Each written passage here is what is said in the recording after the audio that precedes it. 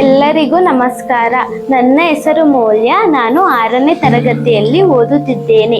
ಇಂದು ನಾನು ಕನ್ನಡ ವ್ಯಾಕರಣ ಭಾಗದಲ್ಲಿರುವ ಸಂಧಿಗಳ ಬಗ್ಗೆ ಹೇಳುತ್ತೇನೆ. ಮೊದಲಿಗೆ ಸಂಧಿ ಎಂದರೇನು? ಸಂಧಿ ಎಂದರೆ ಎರಡು ಅಕ್ಷರಗಳ ನಡುವೆ ಸ್ವರ ಮತ್ತು ವ್ಯಂಜನ ಕಾಲ ವಿಳಂಬವಿಲ್ಲದೆ ಕೂಡುವುದಕ್ಕೆ ಸಂಧಿ ಎನ್ನುವರು. ಸಂಧಿಯಲ್ಲಿ ಎಷ್ಟು ವಿಧಗಳಿವೆ ತಿಳಿಯೋಣ.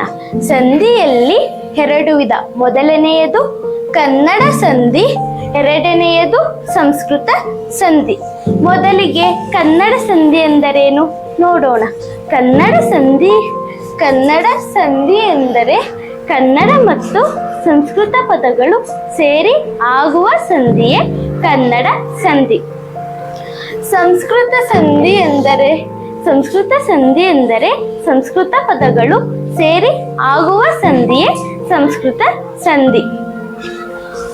ಕನ್ನಡ ಸಂಧಿಯಲ್ಲಿ ಎಷ್ಟು ವಿಧಗಳಿವೆ ತಿಳಿಯೋಣ.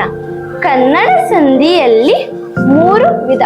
ಮೊದಲನೆಯದು ಲೋಪ ಸಂಧಿ, ಎರಡನೆಯದು ಆಗಮ ಸಂಧಿ, ಮೂರನೆಯದು ಆದೇಶ ಸಂಧಿ. ಈಗ ನಾನು ಕನ್ನಡ ಸಂಧಿಯ ಒಂದು ಭಾಗವಾದ ಲೋಪ ಸಂಧಿಯ ಬಗ್ಗೆ ಹೇಳುತ್ತೇನೆ.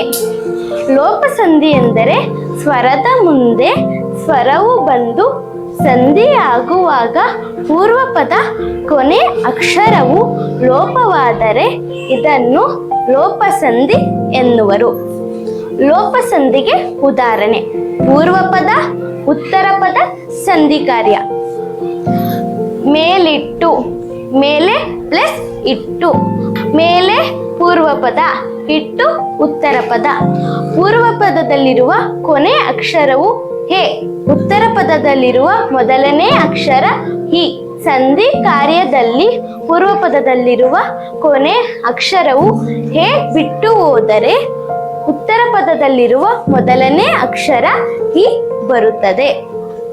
ಎರಡನೇ ಉದಾಹರಣೆ: ಊರಿಂದ, ಊರು ಪ್ಲಸ್ ಹಿಂದ. ಊರು ಪೂರ್ವ ಪದ, ಹಿಂದ ಉತ್ತರ ಪದ.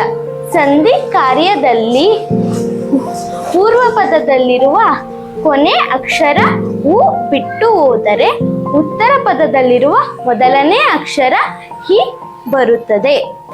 ಊರೂರು ಪೂರ್ವ ಪದ, ಊರು ಪೂರ್ವ ಪದ, ಊರು ಉತ್ತರ ಪದ. ಸಂಧಿ ಕಾರ್ಯದಲ್ಲಿ ಪೂರ್ವ ಪದದಲ್ಲಿರುವ ಕೊನೆ ಅಕ್ಷರ ಉ ಬಿಟ್ಟು ಹೋದರೆ ಉತ್ತರ ಪದದಲ್ಲಿರುವ ಮೊದಲನೇ ಅಕ್ಷರ ಉ ಬರುತ್ತದೆ.